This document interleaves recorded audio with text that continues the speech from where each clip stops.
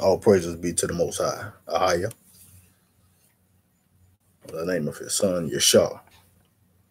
Um, Name of this video, this lesson is What is Marriage According to the Bible.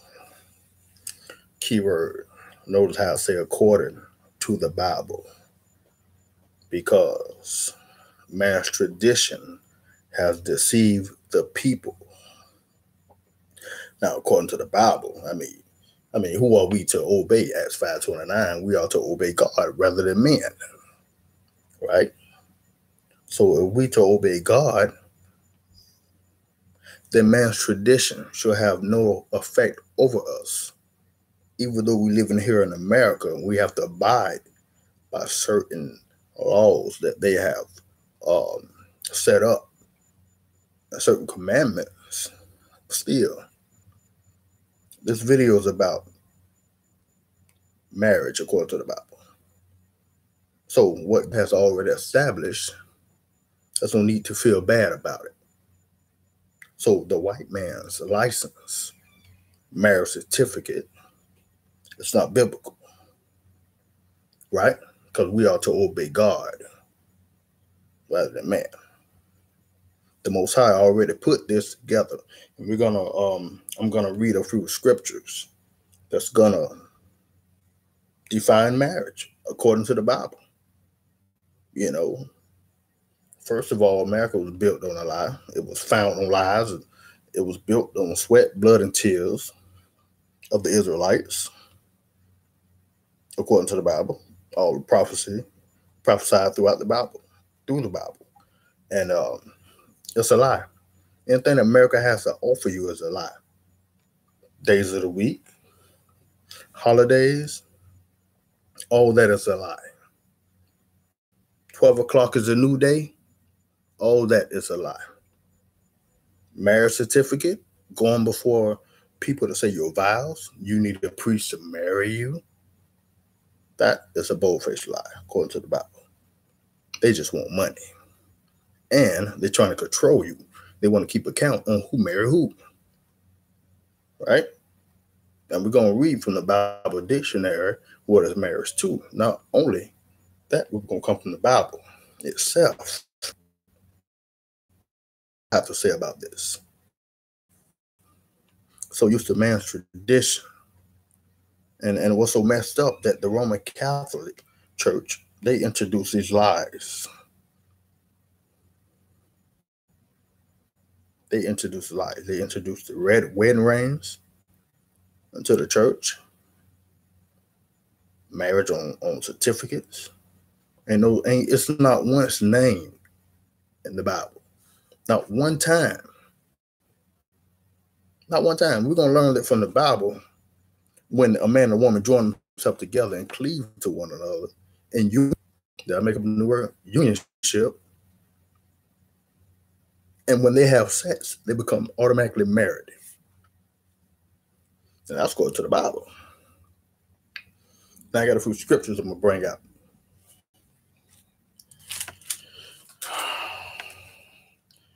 Well, it's kind of flip-flop from here, there, but I'm going to get it out. So bear with me. Those who want the truth. It's a gimmick to go down there and pay your money, but at the same time, in order for you to be the beneficiary over your husband or your wife's body or whatever, over their death, then yes, you have to go and do it their way. But I'm just here just to tear down the lies that have been established in the Christian church, that you have to be married. Are you shacking up? Shacking? Having sex is marriage. When you have sex with that individual, you are married. Now, first scripture is Genesis, the 4th chapter, in the 1st verse. Right? And Adam knew Eve, his wife. See? They could have been husband and wife, to the fact being that they cleave together. See, and we're gonna see this in another scripture in the New Testament. When you leave your father and your mother and you cleave to one another, you become one flesh, right? And sex also consummates the marriage. And Adam knew his wife, Eve, his wife, and she conceived. No mean new. When they say new, that means have sex. Because every time the Bible say new, they bring forth the child. He knew his wife. So at that present time that he had sex with her, she became his wife. But also, it could have been a little different. Because the Bible also called in another verse, Adam and Eve, husband and wife, and they haven't even had sex. See, that way it could be upon the unionship, cleaving together, coming together, becoming one. So, but we're gonna learn the other chapter by having sex to actually do make you husband and wife. Right? I'm going to Matthew now. I'm going to the New Testament just to confirm this here. And Genesis, the 4th chapter, in the 1st verse.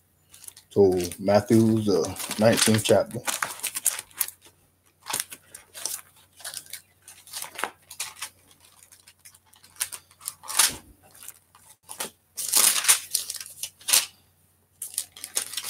Matthew's 19th chapter, and starting from the 3rd verse.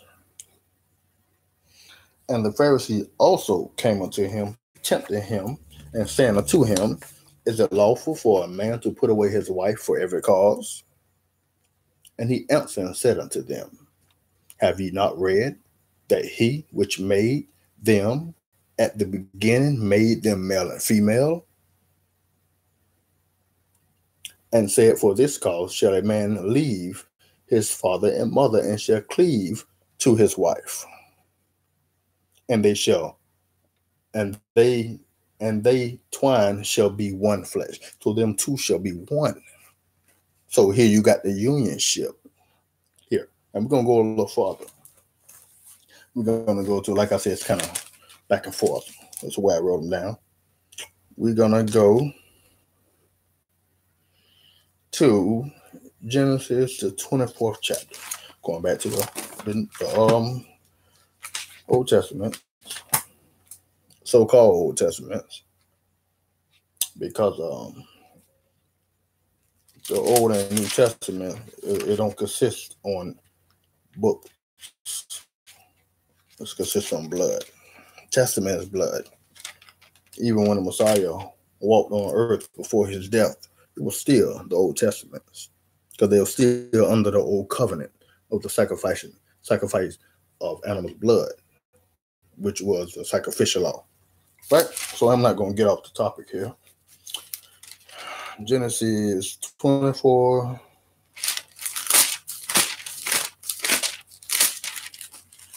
All right.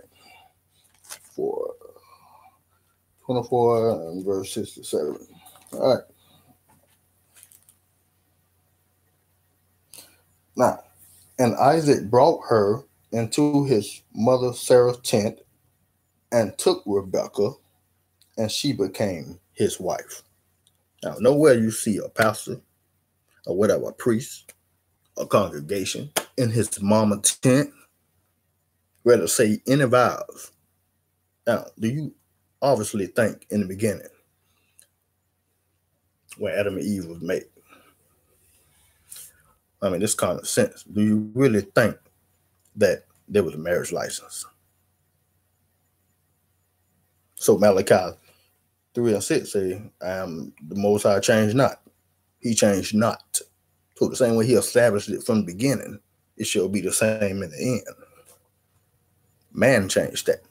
That was man-made to have marriage license certificate. For what? They tried to change everything, take control of everything. Man-made. Right? So now we see that Isaac took Rebekah until his mother Sarah's tent. and she became his wife.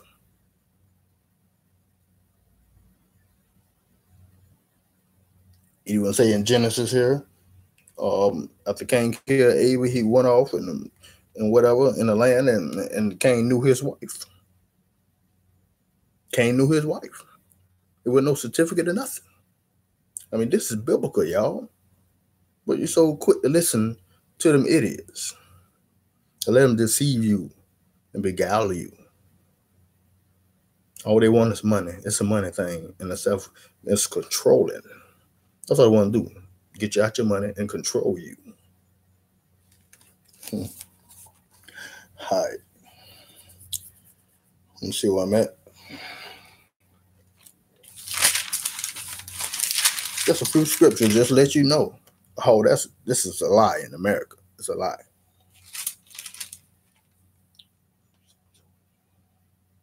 Okay. The same, this here verse here, speaking of what I just said. And Cain went out from the presence of the Most High and dwelt in the land of Nod on the east of Eden, and Cain knew his wife, and she conceived. See? And she conceived and bare a son. All right? Let's get another one. Genesis 29, verse 21 to 25. Now, well, you can't believe everything you hear. Everything just because everyone doing the same exact routine, the same thing in tradition for years doesn't mean that it's right. It ain't so much of a sin to do it their way, but it's a lie how they doing it. You can do it their way if you want to. I mean, basically, we have no choice. But the way they set that up, it's a lie. That's not how it was from the beginning. Not only did they change that, but Daniel 7:25 said that he should think to change times and laws. And what did they change? The true Sabbath day. The Sabbath day is Saturday. But let's stay on course here. 29, 21 through 25. Okay. All right. Let's start from verse 20. And Jacob served 7 years for Rachel, and they seemed unto him but a few days, for the love that he had for her. And Jacob said unto Laban, Give me my wife, for my days are fulfilled, that I may go in into her, so that he may have sex with her, that she may become his wife. Now watch this. And Laban gathered together all the men of the place and made a feast. Right, this is a feast. And it came to pass in the evening, which was the night, that he took Leah, his daughter, and brought her to him, and he went in unto her. Right? So he gave her the wrong person, gave him the wrong daughter. Okay? Let's drop down to the 21st verse. And it came to pass that in the morning, behold, it was Leah. And he said to Laban, What is this thou hast done unto me? Did I not serve with thee for Rachel? Wherefore hast thou beguiled me?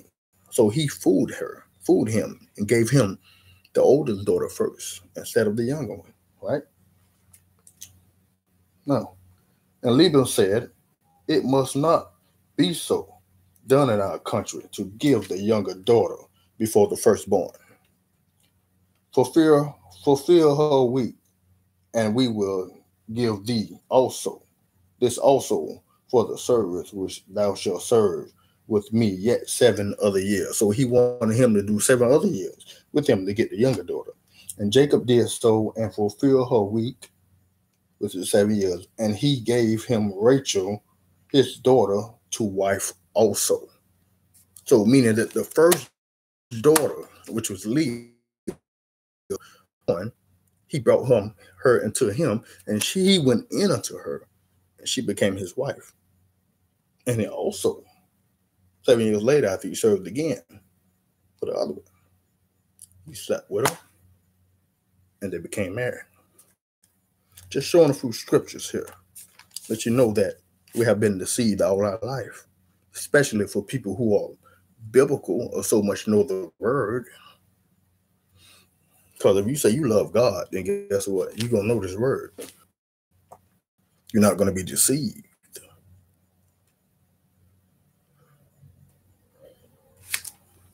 All right.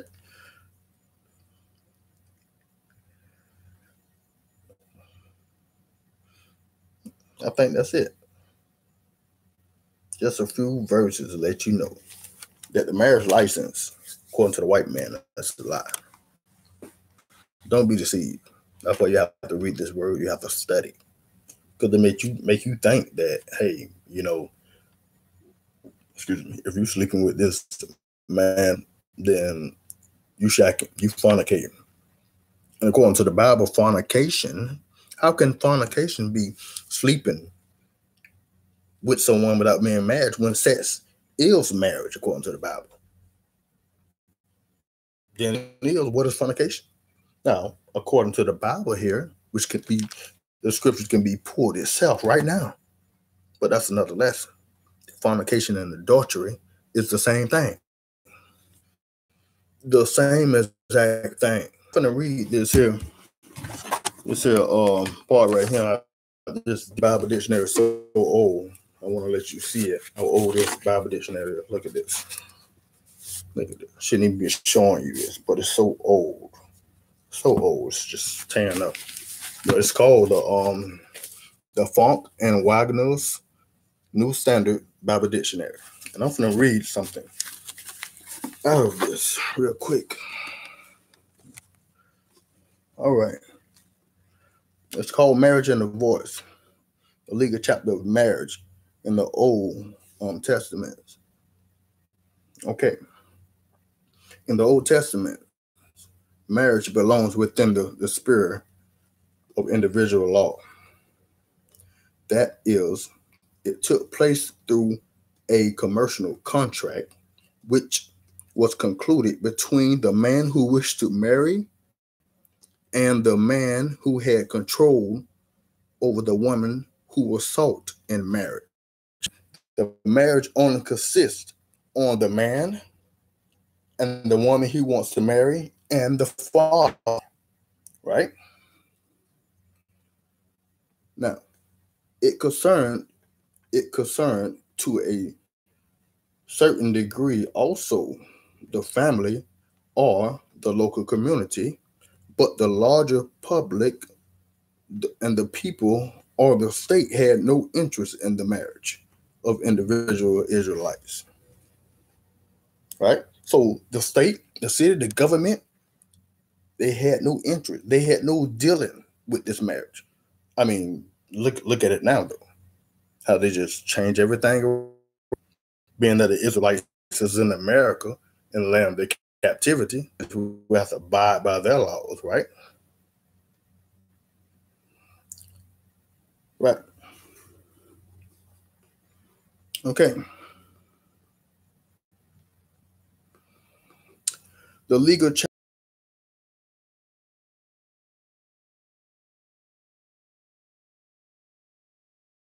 of marriage is nowhere specifically described in the Old Testament, but as understood. For example, the Book of the Covenant speaks of the known right of the prophet Ezekiel, and they go forth to tell you. But the key thing is that the state, the city, the government, it had no dealings with this marriage. But if the people would invite anyway, it would be the local community to the marriage, because they would have a marriage feast. There was no papers or nothing like that. Nothing. You can even read it in the Bible in Deuteronomy, I think the 14th chapter, 22nd chapter. So in it, yeah, 22nd chapter. And it tells you that they would call a marriage feast. That's why you got New Testaments.